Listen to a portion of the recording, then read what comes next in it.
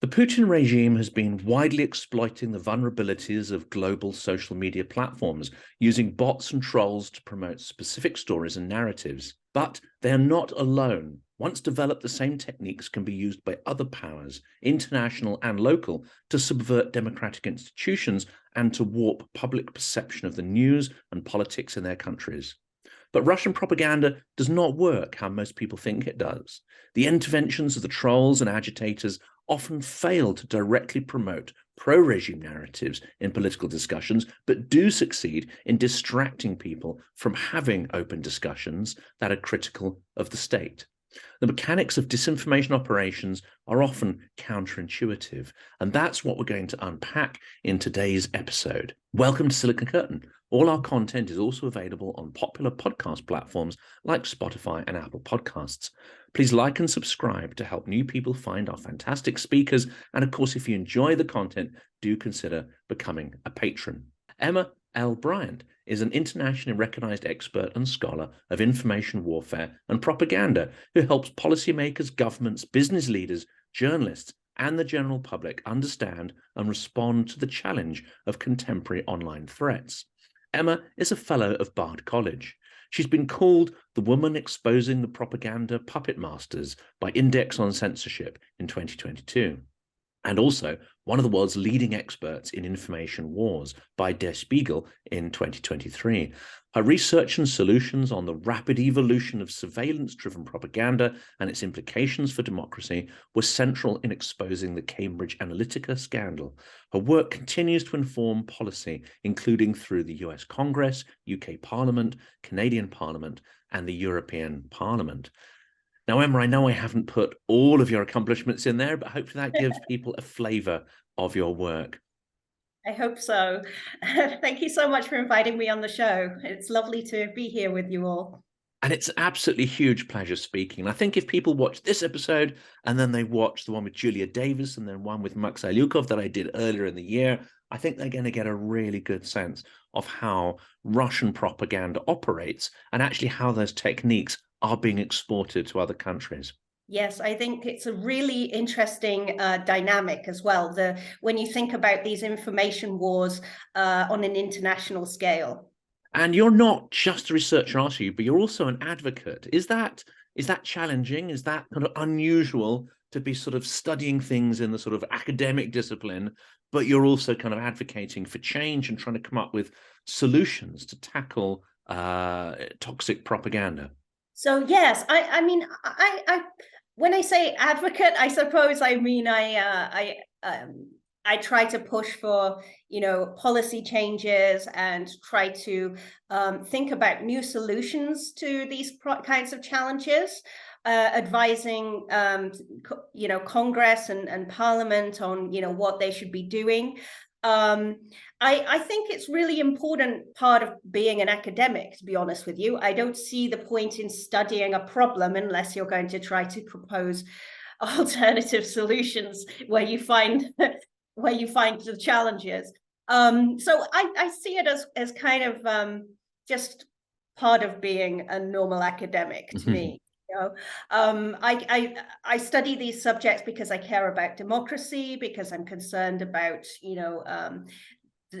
developing responses to these really frightening threats that respect our democratic values, that protect human rights, and that are considering the ethics of propaganda, which is something that all countries engage in, and that has been always part of warfare. So part of warfare is the psychological impact and effect. So on every side of a conflict, there is always an accompanying psychological campaign. In defeating an enemy, you have to make the enemy recognize defeat and to be psychologically defeated as much as militarily. So it's always been a part of warfare. And it's really important for democracies to engage in a changing technological environment with the notions around how to responsibly engage in this kind of area. You know, what is acceptable for a democracy? So these are challenges that I find particularly interesting as, you know, we are entering an age of AI and, you know, cloud-driven warfare. And, you know, we're facing such extreme challenges from Russia. And that's an interesting question, I think, there. Is it a particular challenge where you have democracy defending itself against either a hybrid autocracy or a full autocracy, as Russia has rapidly become?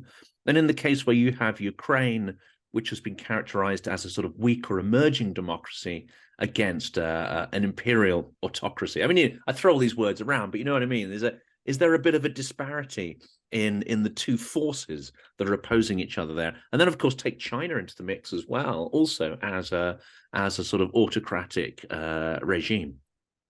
Well, yes. I mean, in many senses, these are countries that are fighting different battles from their own perspectives. So I don't, you know, I wouldn't want to generalize by talking about all of them in a similar way, but they're all fighting. I mean, Ukraine is fighting an existential battle that is quite different to the British experience of what, you know, what they are doing to protect their own citizens, and the threats that Britain faces, for instance, are quite, you know, different and set apart. So I don't want to, you know, provide a boilerplate answer to that.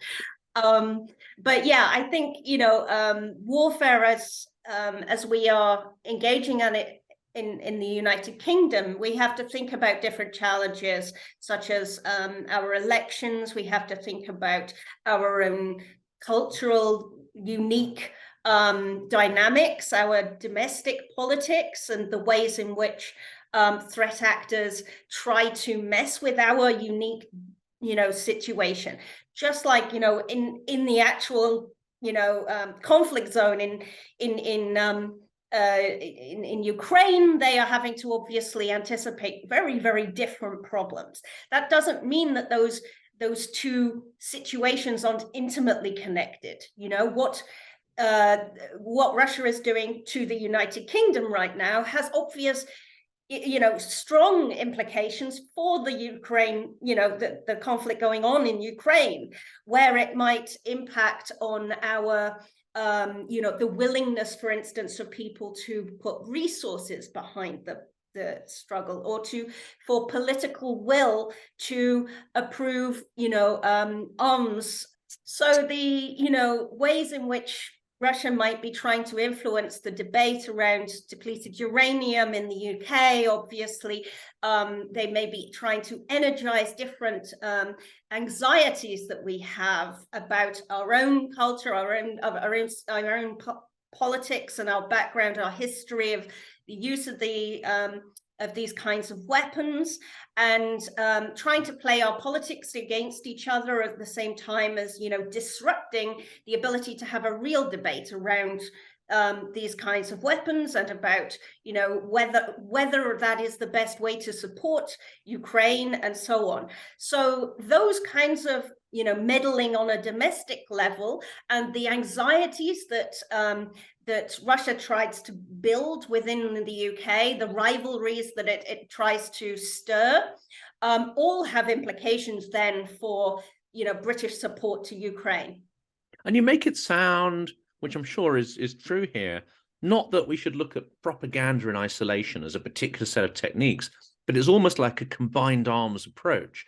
You have soft culture, you have sort of, you know, hacking activities, you have propaganda, you have influence, you have oligarchs and Londongrad, and it's actually an ecosystem of threat, and you have to be aware of the whole thing. And this is one thing I've been writing about recently, these hack and leak attacks that Britain has faced a lot of recently, you know, and it's not just Britain, actually. Ukraine has been the country that has been most hit by hack and leak attacks in the entire world. Cyber warfare there has ramped up 300%. So, you know, the tools that Russia has at its disposal. So you may have seen in the media just in this last week, there's a new hacking group in Russia that's been exposed called Vulcan. And this is a phenomenon we're seeing more and more of. These, you know, hacking groups, private firms that have been set up to, you know, illegally obtain information that is often being released in partisan media or through Russian outlets, and, you know, designed essentially to be disruptive, to polarize us, to, you know, misrepresent real documents very often, and you know, basically to try drive tensions. And we've seen that a lot in the United Kingdom, and it's something that I've been writing about myself. I've kind of coined the term secrecy hacking because I see this as a really interesting phenomenon. What they're doing is using cyber operations, so cyber attacks, as cyber intimidation on the one hand, so essentially using it to threaten, potentially blackmail, dox, intimidate people, including civil society, into silencing. So, you know, this might be, you know, activists, it might be, you know, organizations like NGOs, but it might also be journalists and, you know, politicians as well. And that's designed to shape one side of politics, to close down narratives that are hostile to Russia.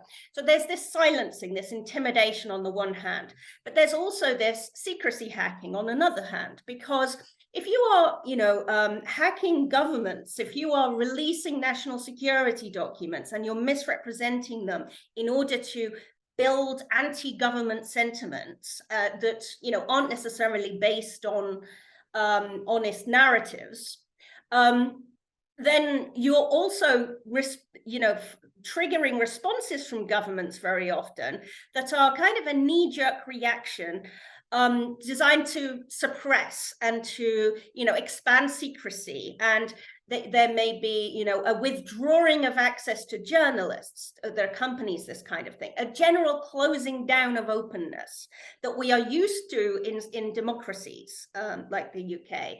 And this kind of transparency is an expectation that citizens have, that journalists should be able to publish around national security, and it's the pillar of that democracy rests on. And when that starts to get undermined and it starts to be, you know, less and less open with the public, the government becomes less and less public, we start to feel more distrust. And those same conspiracy theories that you know, Russia is emphasizing, and the, you know, silencing of the alternate narratives of truth against this, you know, expansionist dictatorship, you know, these kinds of things become a lot harder to counter. So you both have the heightening paranoia.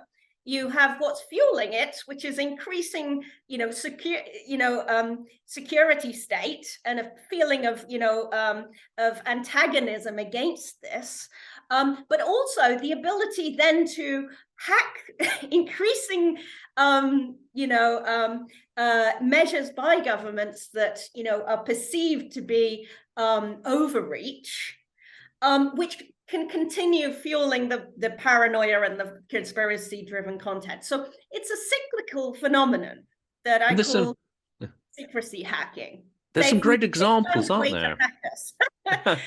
Well, Wikipedia, not Wikipedia, WikiLeaks is an interesting example, isn't it? Because whereas the information they're releasing is truthful, as it were, it's raw data designed to embarrass governments around the world, but there was an asymmetry in terms of what was being leaked.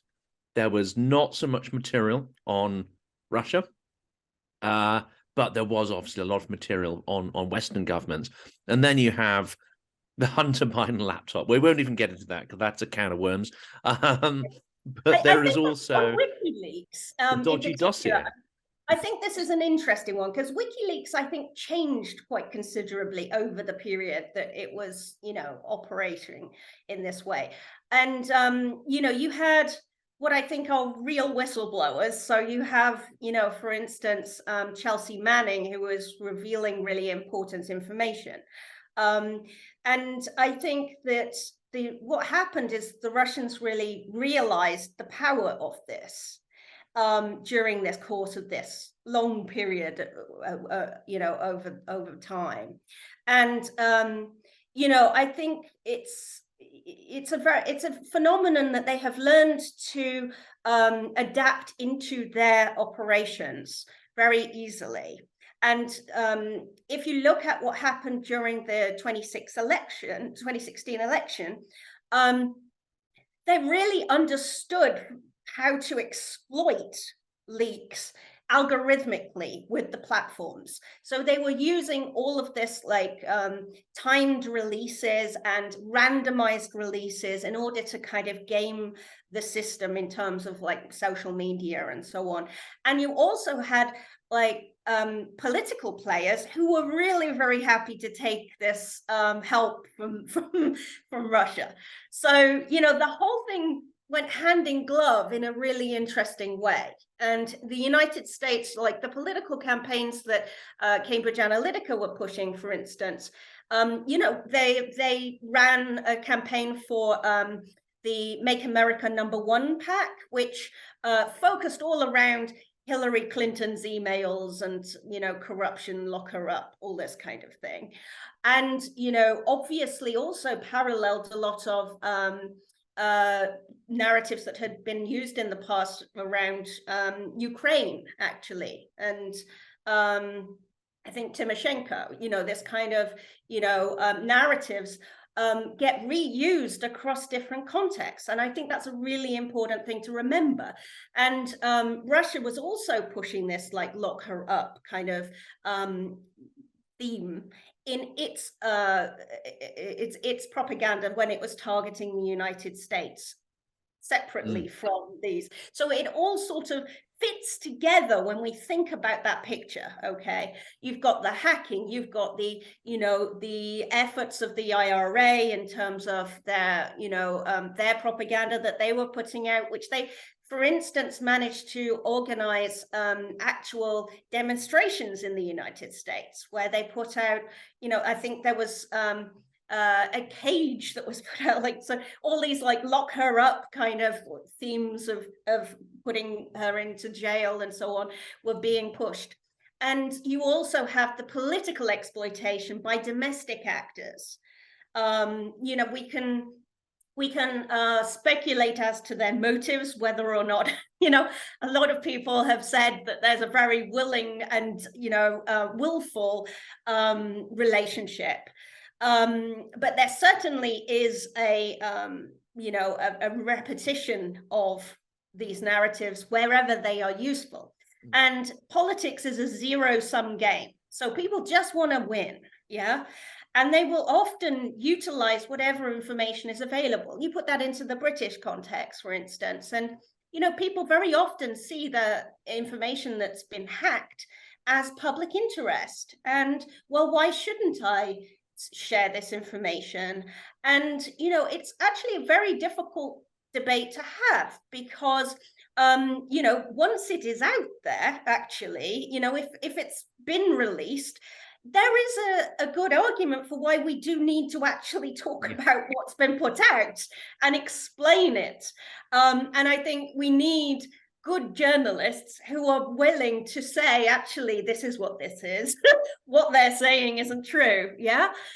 We need to be able to talk about and even onwardly share documents. And at the moment in the United Kingdom, there is an effort to, stop that republication, for instance, which I think is kind of a bad idea. I think, it's fair enough going after hackers, who are releasing illegally obtained material, but we absolutely need to still be able to talk about things that have come out into the public domain. And I was going to ask about Cambridge Analytica next, because That's an interesting example. The activities of Cambridge Analytica around the Brexit referendum may or may not have had a decisive influence. I mean, people watching this channel will probably have been on either side of that debate. So rather than, making it politically divisive, I think it's an interesting question to say, well, look, the technology might have had an influence on the vote, but those who won that vote don't want to go back and dig it up. They don't want to open that up, in their words, can of worms, and in effect don't want to know whether there was whatever percentage point of difference it might or might not have made to the overall result. And that debate's been more or less buried. But I'm fascinated in the actual mechanics of Cambridge Analytica, especially given my day job is in digital marketing. I find this mechanics of these kind of campaigns really interesting. So I know this is an area where you're a specialist in. Could you describe exactly what Cambridge Analytica is? What do we know about its sort of funding intent, and whether or not it was effective in the UK? And I think it had some operations in the US as well. Oh, very much so. Yeah, they ran the Trump campaign.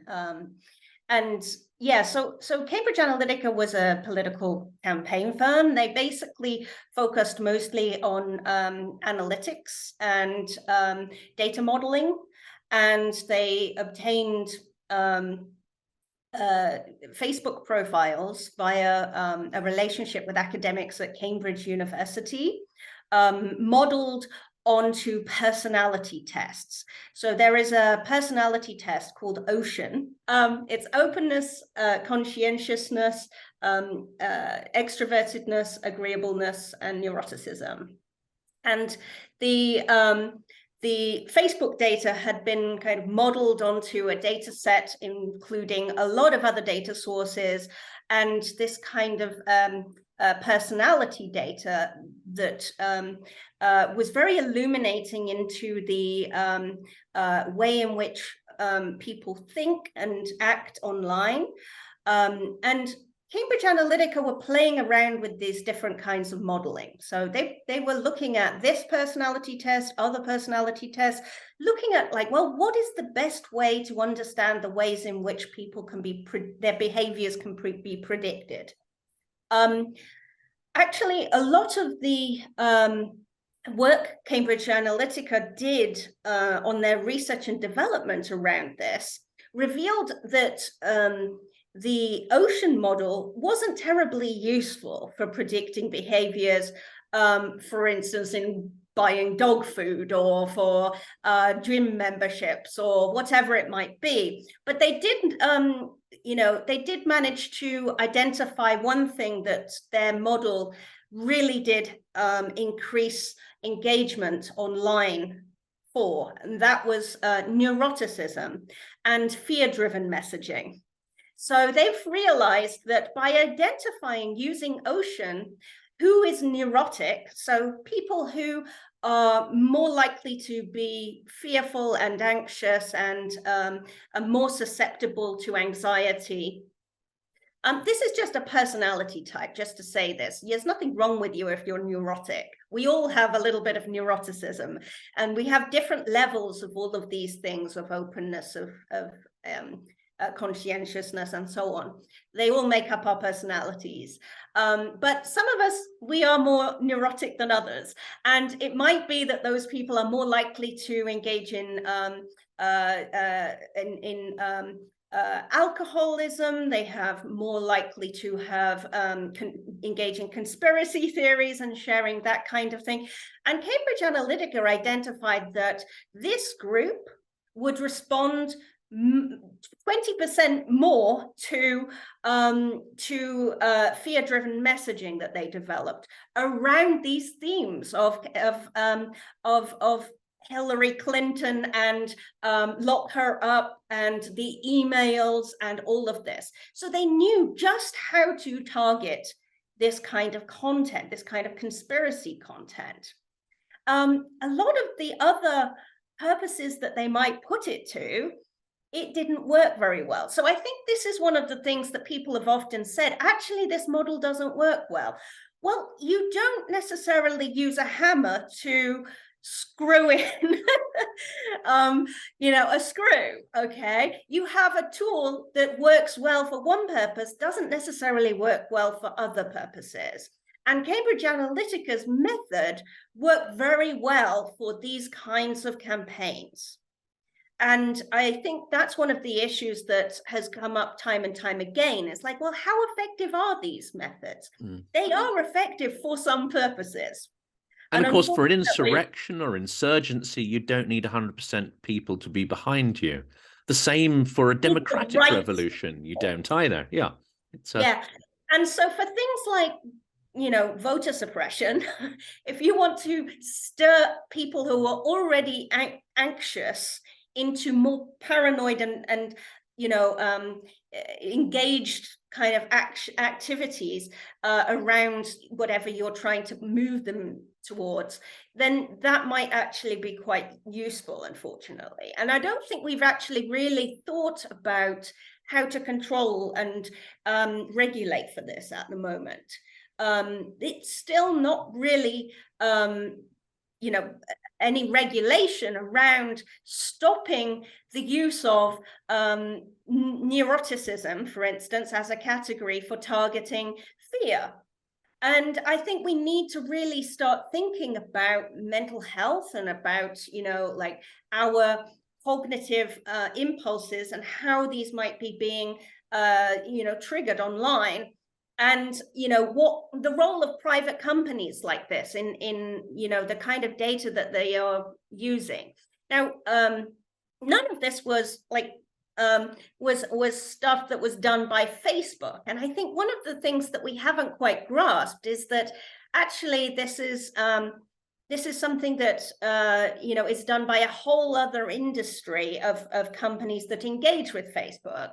And then, Facebook's algorithms, because they look for lookalike audiences, for instance, they have algorithms that are built around amplifying this and encouraging us to engage.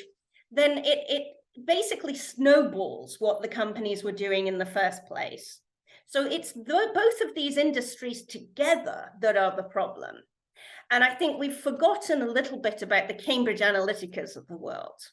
And, for your followers who, maybe from very different political backgrounds, this is something that actually is a national security risk. This is something that is a risk to our elections that, I'm worried about any side of politics having access to tools like this. And I think it's really important that we, make people understand that actually we need privacy legislation in places like the United States and in other parts of the world where, they don't have GDPR, for instance, that actually helps to ensure that, people's data is being used in, ways that are not harmful. And that's especially important, isn't it? Because something you mentioned earlier on is that we're only really at the start of the surveillance society. We're only at the start of the AI revolution. And already we're seeing exponential improvements in the ability of AI to pass Turing test level sort of scenarios. And that's happened incredibly rapidly. Working with, as I do in the day job with Google, they've had semantic or machine learning algorithms in place since about, I think, 2010 or even earlier, where you can see that they're getting a better understanding of the semantic associations in language, but they can't reproduce human speech. They can't reproduce human thought. And you would never in a million years suspect that the computer is human-like. And yet in the last year, even in the last couple of months, there's been a tectonic shift to the point where AI algorithms could easily pass for human beings and can start to, maybe not emulate banter and jokes and some of those things, but certainly if you stick to relatively sort of neutral language, you could absolutely think this was coming from a human. But we're on the nursery slopes of this development. So, without going too sci-fi, because I know most of the academics I speak to don't want to head too far into the future or speculate too much. But what you could see in terms of propaganda machinery is an exponential use of avatars, exponential use of text and trolling and so on, so that these sort of virtual voices could very easily come to massively overwhelm the actual real people in a particular argument or a particular thread. Well, I think it will be around the things that scare me are around, how this technology is able to read what will be most persuasive to me. And I think that individualization is going to be really, advancing in ways that could be very concerning, because this is the sort of trickery that will result in me trusting, because they have worked out what I will trust on a whole new level. So this isn't just, me clicking on a website that looks like the BBC because I trust the BBC, but it isn't the BBC, or something like this, these fake pages. That's very yesterday. That's so beyond simple technology.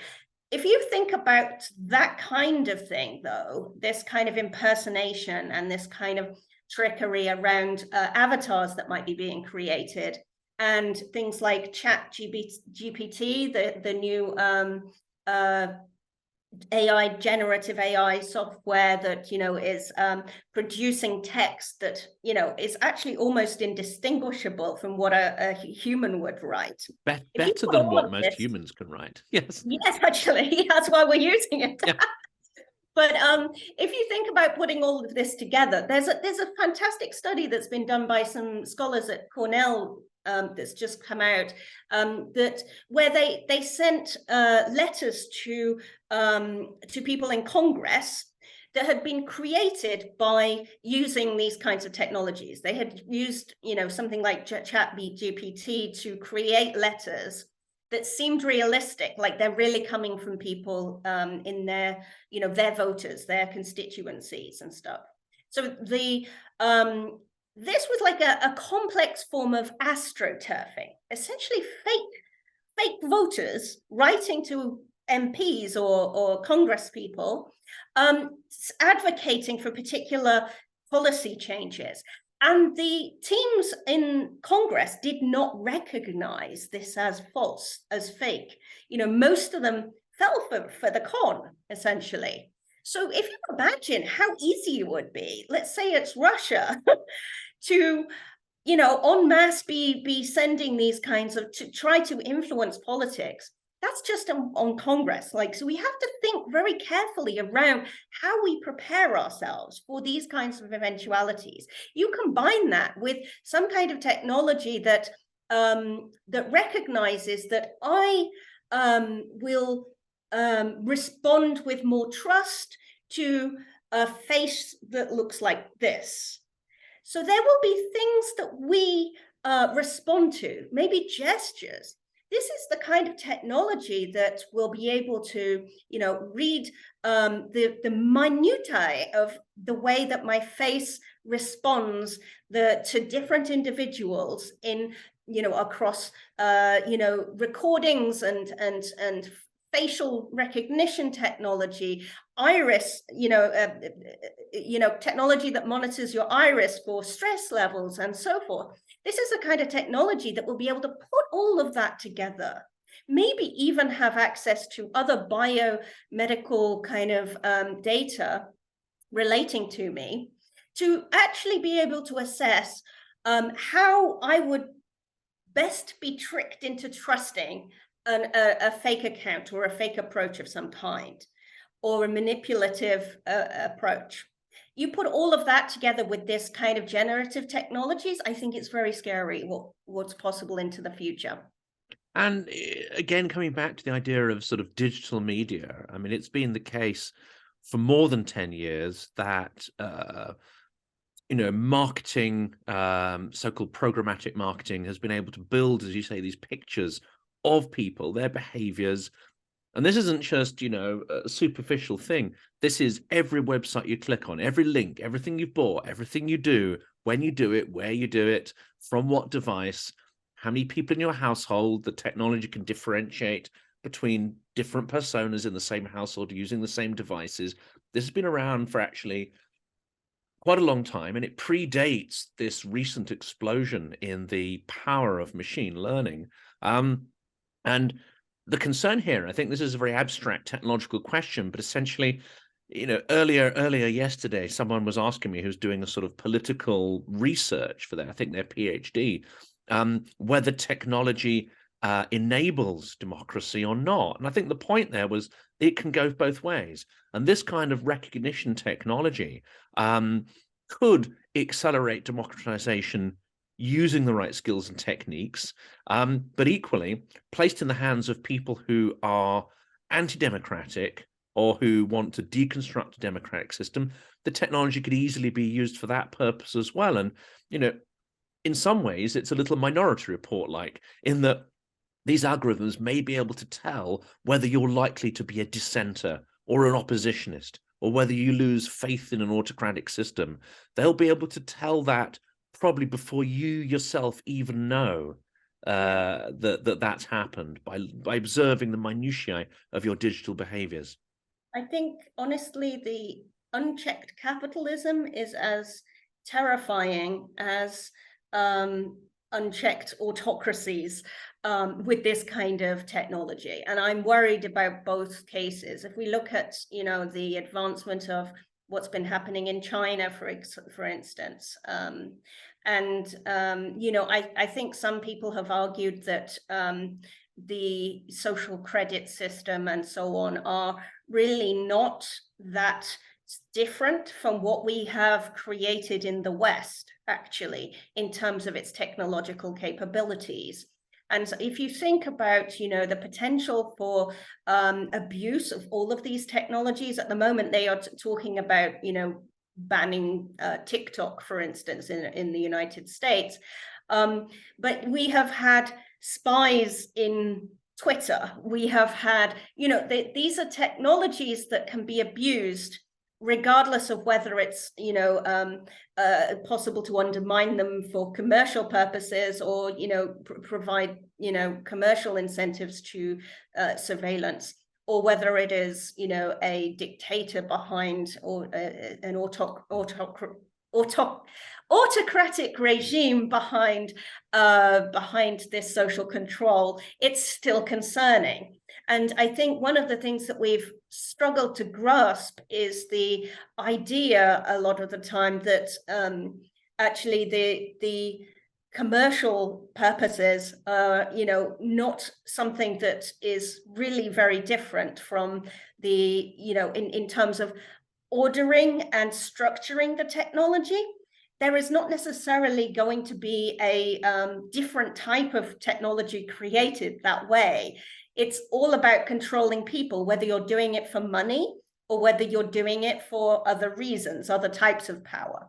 And I think we need to think very carefully about the underpinning purpose of technology, as you say, and in terms of how do we restructure this to make a better world? I mean, this has always been, even pre-digital, the problem. It's about, how power structures these systems. And, this is going to be a perpetually ongoing, much more complicated problem into the years ahead.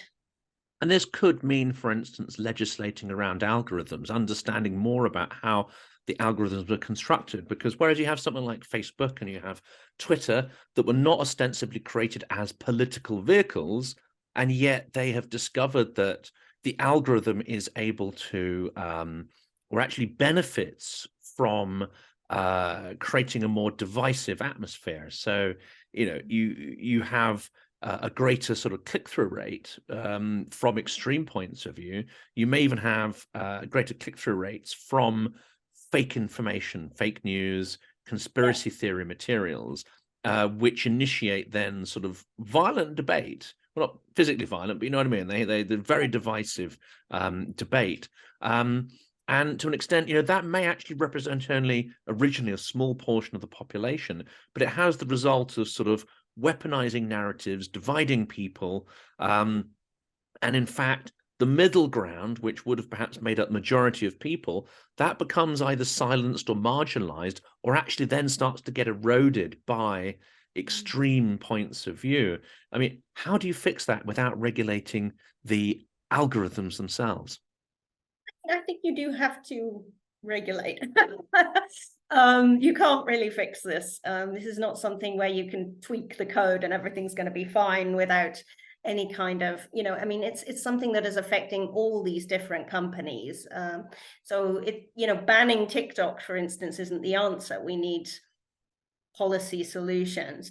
But yeah, I think one thing I wanted to say is, like, people tend to be a little bit bewildered by this kind of mystical concept of an algorithm. And, an algorithm is just decision making. It's just planning mechanisms. This is just like plans or processes of decision making within the app. And so, decision making can be changed and done a different way. And that isn't necessarily something that is restricting free speech to change these things. They are not natural. They have been put in place by people who have made a decision to make them that way. And so if we are regulating things in a physical world around decision making and what's permissible and what's not, it's really not that different to doing it in a digital world. One of the things that we have to think beyond, actually, though, is the point at which information wars become something that has gone so far away from human control that no one is responsible for decisions being made by those algorithms. So we need to really be thinking about, embedding ethical processes into the mechanisms of how we treat data as soon as possible, because actually warfare is becoming so detached from decision making. We need this kind of ethical processes to be developed now. Otherwise, we will find the implications of this may well be humanitarian disasters. We may find human rights abuses and no human being accountable for the decision making. So I think these are really important quandaries that we are facing right now. And I think, there was a letter went out with Elon Musk and a lot of other activists and critics and so on, talking about how AI needs to stop advancing immediately. I would say that this is a little bit cynical. I think that he, obviously just wants to have the opportunity to catch up and advance, and I don't see any real chance of this stopping. But what we really do need to do is start, thinking very carefully about, making legislative changes that will enable better, better planning around algorithms and how companies are responsible for these kinds of social impacts of the technology that they are producing. And we need this really very urgently, as well as governments. And this brings me back to what we were talking about earlier, because our intelligence agencies, our militaries are all developing algorithmic, cloud-based warfare. We are going to be seeing into the future influence operations that are being fed by data that has come from all sorts of different surveillance sources and signals coming from the theater of war and conflicts zones and so on. All of these different data streams that are being fed into algorithms that are deciding what to put out through these AI influence operations. And so the implications of that, when we don't really even now have a firm, well worked out profile on what or guidelines on what is ethical in influence operations, even for now, which is like quite, you know, I don't know, we are not that advanced really at the moment in what we do. It's not that technical. And yet we still don't really have agreed boundaries. We have had a number of scandals in the last 3 years in Canada, in the United States, in the UK, around the military's and own, propaganda in democracies, what they are doing in warfare, and the limits that it should have in terms of influencing citizens or putting out false information or using false personas of the kind that we have been talking about. Militaries want to be using these kinds of things. And there is an argument that would say that Western democracies should be able to, at least in some circumstances, try to mislead the Russians or, terrorists or whatever it might be. But they're, in terms of their own citizens, whether they are using levers that might be a little bit misleading, if they are using, kind of personas that aren't necessarily branded as the government, for instance. This obviously raises an awful lot of controversial issues, these kinds of processing of data that relates to domestic citizens and so on. And yet for militaries, it's really important that an operation is joined up. And they have to also think about the fact that Russia is targeting us within our own communication space. So they have to, in some ways, have responses to the domestic disinformation that Russia might be targeting at us. The controversy is generally around, well, what is the correct way to do this within your own backyard? And I tend to be on the side of this being as truthful and as trust building and transparent as possible. So I would be arguing that, actually, if we want to disincentivize that cycle that I discussed earlier, the secrecy hacking, where we have more and more people who are engaging with conspiracy theories, who are concerned about government because Russia is exploiting paranoia and hacking documents and releasing things when governments are rolling back secrecy further and further and trying to stop people getting too much information around national security. Actually, they need to be engaging more and in more transparent ways to build trust with the public and build confidence in what they are doing. Because if we cannot maintain the confidence of our own population, then we have lost versus Russia immediately.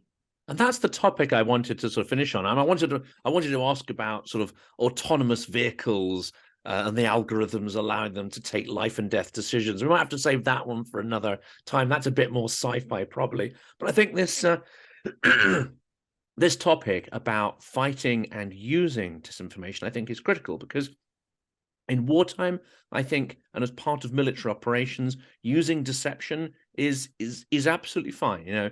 Letting the enemy believe you're going to attack on one front and in fact you attack somewhere else. Ukrainians have done that highly effectively. That I think is absolutely, as part of the sort of military psyops and as part of operations, no problems with that at all. But when it comes, as you say, to a government or a military targeting their own citizens, that I think is a really slippery slope. And it comes to the conversations that I've had with numerous Ukrainians, and every single one of them who have been developing techniques to target Russian propaganda, to defend against it. And many of them have set up sort of fact-checking type operations, which are incredibly impressive. But almost every single one of them, at the end of the day, has said there's a couple of very simple rules of what seems to work and what seems not to work. And one is that you cannot fight lies with lies. You cannot fight propaganda with propaganda, because then you become like the bad guys and you lose all trust, and it's completely ineffective because you'll never be as aggressive as your opponent at the lying. And you won't be able to, it won't be half-hearted.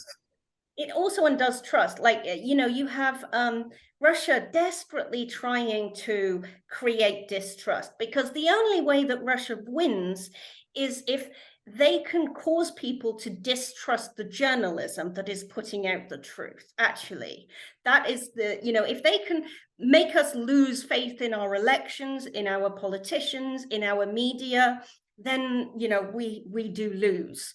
And I think that is the key thing that we have to remember, is to just not help them. And I think that should be lesson number one.